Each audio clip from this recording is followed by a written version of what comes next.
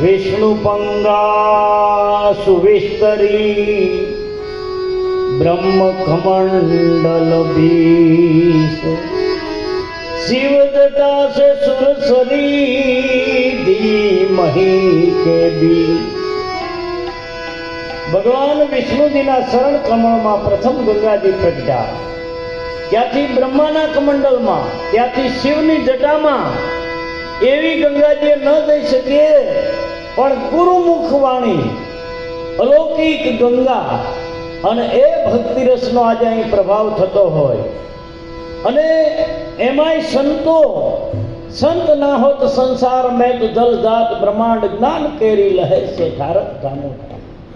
આવા સંતો જુગ જુગથી જ્યાં જોતું મળે અખંડ નામ જપે અવિનાશી, એ નામનો વિનાશ નથી અને એ નામ મળ્યા પછી કાંઈ બીજું કરવા પણ રહેતું નથી।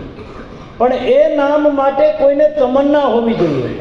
બધાય ભેળા થઈ છે, પણ એટલી બધી તીવ્રતા હોવી જોઈએ કે 5 વર્ષ પહેલા તમને કોઈ ગાળ ભાંડી હોય તો યાદ કરો તો તીખારા ઊંડે ઊંડવા। તો આ ગુરુ મહિમા કઈ નાનો હોય છે? એ લાગ્યો નથી મારી ઘોડે બાપુ, 2 કંઠી મૂકીને ભગત છે એમ કરીને જગત હાલે। મારું એ વખતને માટે ખોટું જાણ્યું છે।